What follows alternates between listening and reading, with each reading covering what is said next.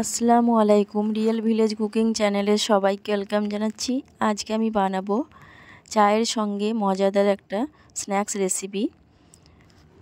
খুবই টেস্টি আর বানানো খুবই সহজ।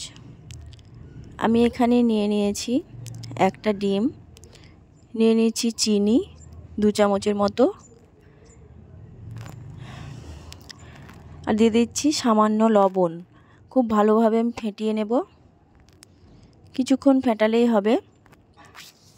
দিয়ে দিচ্ছি এখানে ভ্যানিলা এসেন্স 1 চামচের মতো।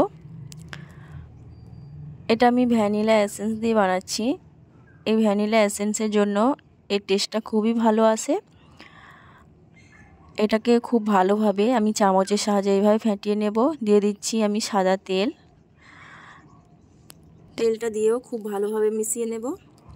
এইভাবে খুব ভালোভাবে মিশিয়ে নিতে হবে। সব কিছু দেওয়ার পর আমি এবারে দিয়ে দিচ্ছি বেকিং পাউডার। এখানে আমি বেকিং পাউডার ব্যবহার করেছি, আপনারা চাইলে বেকিং সোডাও ব্যবহার করতে পারেন।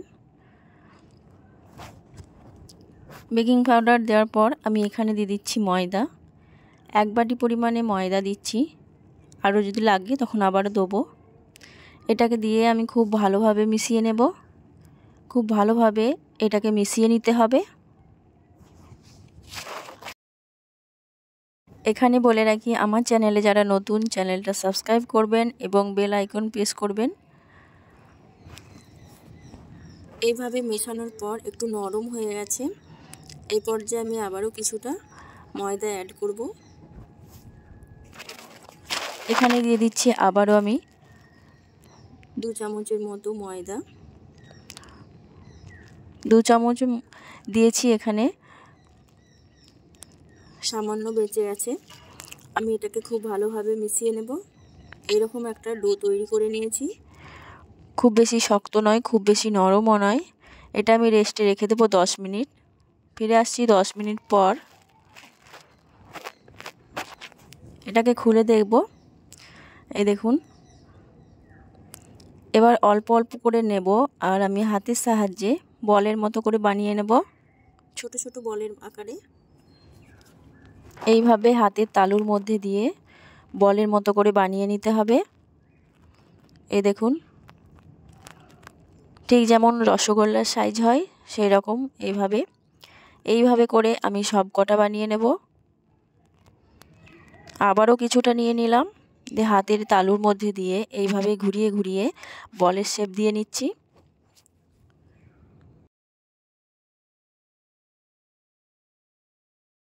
এটা বানানো খুবই সহজ। এই দেখুন, এটাও বানানো হয়ে গেল। আমি ঠিক একইভাবে সব কটা বানিয়ে নিচ্ছি। সব কটা বানিয়ে নিয়েছি। এবার আমি এখানে নিয়ে নিয়েছি সাদা তিল। এইরকম সাদা তিল নিয়ে নিয়েছি। এবার আমি যে বলের মতো বানিয়ে রেখেছি সেইগুলো আমি জল নিয়ে নিয়েছি কিছুটা। জলের মধ্যে প্রথমে দিয়ে আমি ছেঁকে তুলে নেব।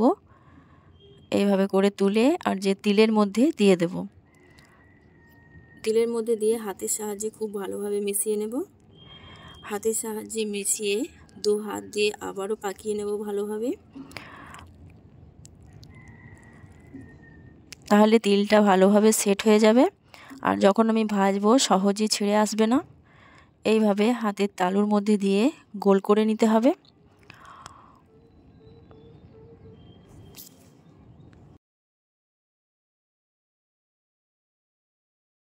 এইভাবে করে আমি সব কটা বানিয়ে নেব। এই দেখুন, খুব সুন্দরভাবে বানিয়ে নিয়েছি। আবারও একটা দিয়ে দিচ্ছি। ঠিক একইভাবে আবারও আমি তিলটা মাখিয়ে হাতের তালুর সাহায্যে ঘুরিয়ে নেব। এইভাবে করে তাহলে তিলটা ভালোভাবে সেট হয়ে যাবে।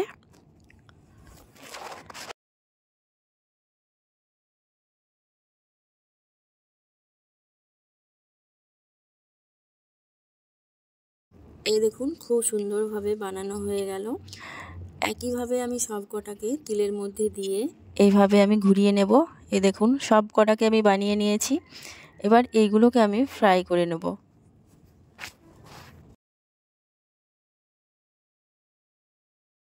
এখানে আমি নিয়ে নিচ্ছি ভেজিটেবল অয়েল। 200 গ্রামের মতো ভেজিটেবল অয়েল নিয়েছি। এখানে অয়েলের মধ্যে অয়েলটা যখন গরম হয়ে আসবে লো টু মিডিয়াম ফ্লেমে আমি এগুলোকে ভেজে নেব। একে একে করে বলগুলো দিয়ে দিচ্ছি। হাই ফ্লেমে ভাজবো না, কারণ ভেতরটা কাঁচা থেকে যেতে পারে। এইভাবে করে একে একে দিয়ে এটা যখন দেব তেলের মধ্যে একটু ফুলে উঠবে, আলতোভাবে নাড়াচাড়া করে এটাকে ভেজে নিতে হবে যেন দু সাইডটাই ভালোভাবে কুক হয়।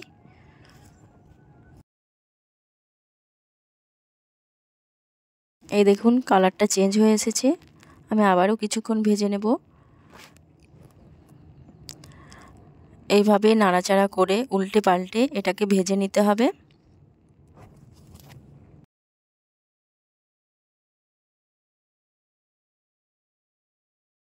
ঠিক এই রকমই হবে, দেখতে কত সুন্দর লাগছে।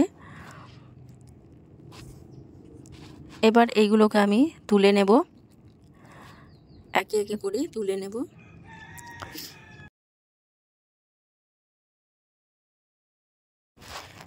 এই দেখুন খুব সুন্দরভাবে এটা ভাজা হয়ে গেছে, আমি তুলে নিচ্ছি।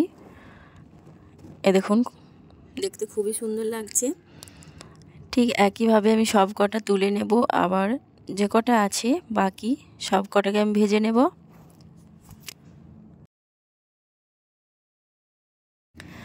আবারও সব কটা দিয়ে দিচ্ছি, দিয়ে উল্টে পাল্টে খুব ভালোভাবে আমি ভেজে নেব।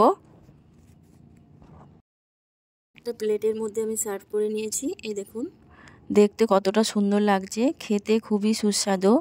খাওয়ার সময় এই তিলগুলো যখন দাঁতের মধ্যে ঠেকবে খেতে খুবই ভালো লাগবে। এর মধ্যে থেকে যে একটা ঘ্রাণ বেরোবে এটা খুবই ভালো লাগবে। আপনারা একবার হলেও বাড়িতে ট্রাই করে দেখবেন, খেতে খুবই ভালো লাগে আর বানানো তো খুবই সহজ। তাহলে দেখলেন তো কত সহজে এই রেসিপি বানানো যায়। আপনারা বিকেলবেলায় চায়ের সঙ্গে খেতে খুবই ভালো লাগবে।